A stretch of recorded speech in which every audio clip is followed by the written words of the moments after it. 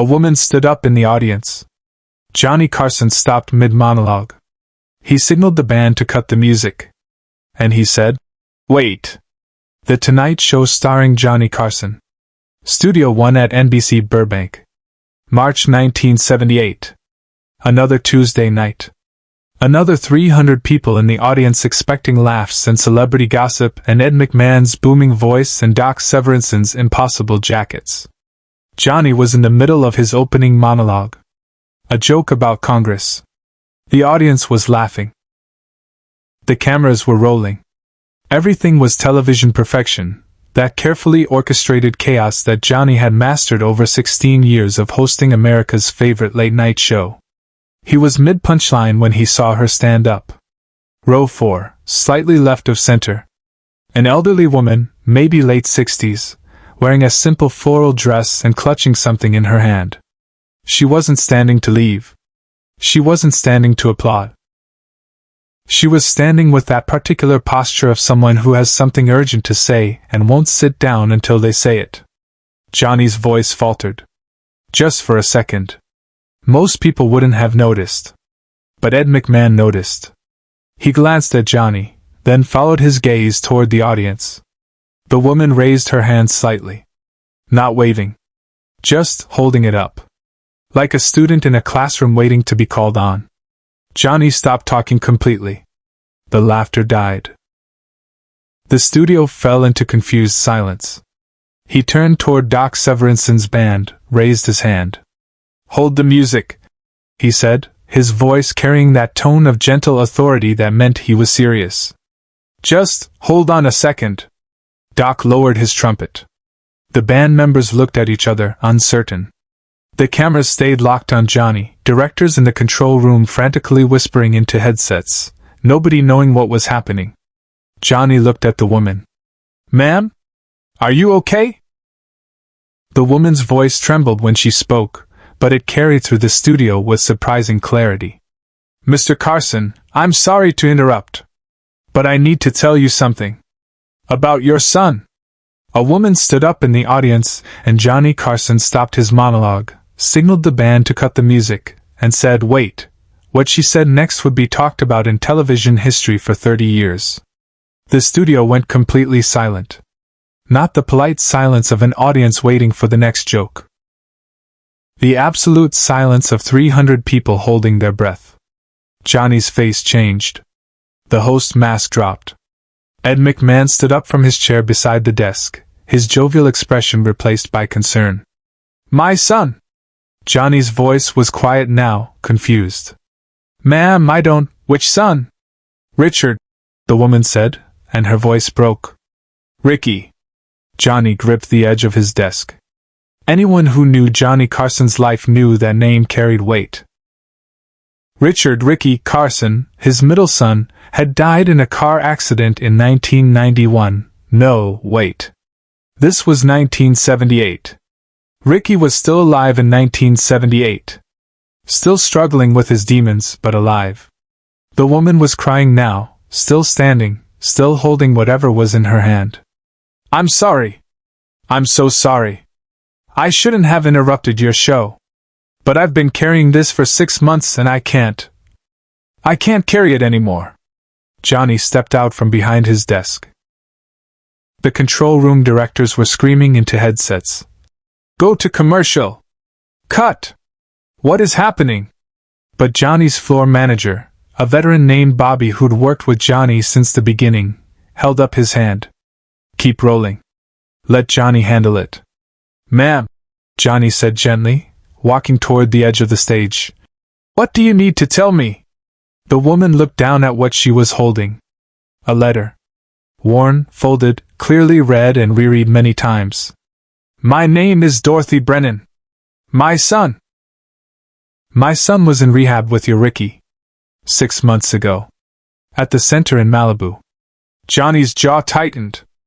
This was private. This was the part of his life he kept separate from the show. His son's struggles with addiction weren't public knowledge in 1978. Johnny protected his family fiercely from that kind of scrutiny. But he didn't stop her. He just waited. "My son James wrote this letter. Dorothy continued, her voice stronger now. Before he died. Overdose. 3 weeks after he left rehab. He asked me to give it to you if I ever had the chance. He said it was important. He said you needed to know. She held out the letter toward Johnny, her hand shaking. The cameras captured everything. Johnny standing at the edge of the stage. The elderly woman in the audience holding out a letter from her dead son. The studio frozen in this impossible moment. Carson stopped mid-monologue. The entire studio froze. To understand what happened next, you need to understand what was happening in Johnny Carson's life in 1978. On television, Johnny was king. The Tonight Show dominated late night. 30 million viewers every night. Cultural icon. The man who made or broke careers with a single invitation to sit on his couch. America went to sleep listening to Johnny Carson. But at home, Johnny was struggling. His marriage to Joan was falling apart. They'd divorced in 1983. His sons were grown but troubled. Christopher was trying to find his way. Corey was in college. And Ricky, his middle son, was in and out of rehab, fighting addiction that Johnny couldn't fix no matter how much money or love or connections he threw at the problem. Johnny never talked about it. Never mentioned it on the show. Never let the mask slip. That was the deal with his audience. He'd make them laugh, and in exchange, they wouldn't ask about the parts of his life that hurt too much to share. Except now a woman named Dorothy Brennan was standing in his studio holding a letter from her dead son, and the deal was broken. Johnny looked at his floor manager. "Bobby, bring her down here." Bobby's eyes widened. "Johnny, are you sure? Bring her to the stage." The audience parted as Dorothy made her way down the aisle, led by a crew member. She climbed the 3 steps to the stage carefully, clutching the letter. Johnny met her halfway, taking her arm gently to steady her. "Come sit," Johnny said, gesturing to the guest chair. Dorothy sat, looking small and overwhelmed under the stage lights. Johnny sat across from her, in the chair usually reserved for celebrities promoting their movies. Ed McMahon stayed standing, off to the side, his face showing the same concern everyone in the studio felt.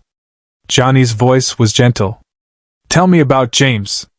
Dorothy's hands shook as she unfolded the letter. "He was 24. Smart. Funny. He loved music. He wanted to be a songwriter." She smiled sadly. "He was so good at it. But the drugs, he couldn't stop. We tried everything. Rehab, counselors, doctors. Nothing worked." "I know," Johnny said quietly. "I know that feeling." Dorothy looked up at him, and something passed between them, that recognition of shared pain, of loving someone you can't save. James met Ricky in rehab. Dorothy continued. They were roommates. James wrote me letters while he was there. Told me about the group sessions, the therapy, the struggle. He mentioned Ricky a lot. Said Ricky was fighting hard. Said he was trying to get clean for his father. Johnny's eyes closed briefly. In his last letter, the one he wrote the day before he left rehab, James wrote something for you. Dorothy held out the letter. He made me promise I'd give it to you if I ever got the chance. He said it mattered. Johnny took the letter with hands that weren't quite steady. The camera stayed on him as he read silently, his face showing nothing, that famous Carson composure holding even now. Subscribe and leave a comment, because the most powerful part of this story is still ahead. The letter was written in shaky handwriting, the words of someone fighting withdrawal, fighting demons, fighting to hold on to something real. Mr. Carson, you don't know me, but I know your son. Ricky is my roommate here. We talk late at night when we can't sleep, when the cravings get bad. He talks about you a lot. He's scared to disappoint you. That's what he tells me. He's scared that every time he relapses, every time he ends up back in rehab, he's letting you down. He thinks you're ashamed of him. I told him that's not how fathers work. I told him my dad never gave up on me even when I gave him every reason to. But Ricky just shakes his head and says, You don't understand. My dad is Johnny Carson. He makes millions of people laugh every night. How do you disappoint someone like that and not feel like you're failing the whole world? Mr. Carson, I don't know if I'm going to make it. I've been trying to get clean for 3 years and every time I think I've got it, the drugs win. But Ricky might make it. He's got something I don't. He's got hope. He believes he can beat this. But he needs to know you're not ashamed. He needs to hear it. Not from therapists or counselors. From you. My mom always told me that the bravest thing a man can do is tell his son he loves him even when the son doesn't believe he deserves it. Maybe you could tell Ricky that. Not on TV. Not in front of cameras. Just tell him. I won't be there to see if you do. But I hope you do. James Brennan. Johnny finished reading. He folded the letter carefully, holding it against his chest. When he looked up, his eyes were wet. The studio was absolutely silent. 300 people watching Johnny Carson. The man who never cried on camera, who kept his private pain private, who maintained perfect composure through every interview, struggling to hold himself together. Thank you, Johnny said to Dorothy, his voice rough. Thank you for keeping your promise to James. Dorothy was crying openly now. Did Ricky? He's trying, Johnny said quietly. He's still fighting. Some days are better than others. But he's trying. Johnny stood up. He looked at the cameras, then at the audience. Folks, I'm going to do something I don't usually do. I'm going to talk about my son. Backstage, he made a choice no producer would have ever allowed. Ricky Carson is an addict, Johnny said, his voice steady now, that famous Carson control returning but with something different underneath it, something raw and honest. He's been fighting addiction for years. In and out of rehab. Good days and bad days. And I've never talked about it publicly because I thought it was private. I thought keeping it quiet protected him. He held up James's letter. But this young man, James Brennan, who died too young, trying too hard to beat something that beat him first, he understood something I didn't. He understood that shame grows in silence. That my son has been fighting this battle thinking I'm ashamed of him. And I'm not. Johnny looked directly into camera 1. Ricky, if you're watching this, and I hope to God you're not because you should be asleep by now, I want you to know something. I'm not ashamed of you. I'm not disappointed. I'm proud of you for fighting. I'm proud of you for trying. And whatever happens, whatever comes next, I love you. Not because you're my son, but because of who you are when you're fighting. That takes more courage than I've ever had to have. The audience rose as one. Not applause. Not yet. Just standing. Bearing witness. Johnny turned back to Dorothy. Your son James sounds like he was a good man. A good friend to Ricky. I'm sorry he lost his battle. So am I. Dorothy whispered. But at least he got to help someone before he went. Johnny did something then that shocked everyone in the studio. He walked over to Dorothy Brennan, took her hands in his, and said, Would you like to keep this letter, or would you let me have it? I'd like to show it to Ricky. I think he needs to read it. Dorothy smiled through her tears. It's yours. James wrote it for you. Johnny folded the letter carefully and placed it in his jacket pocket, over his heart. He helped Dorothy back to her seat in the audience, the cameras following every step. When he returned to his desk, he didn't make a joke. He didn't transition to a celebrity guest. He just sat down, looked at the camera, and said quietly, Sometimes the bravest thing we can do is tell someone we love them when they don't think they deserve it. The band played softly. The audience stood and applauded.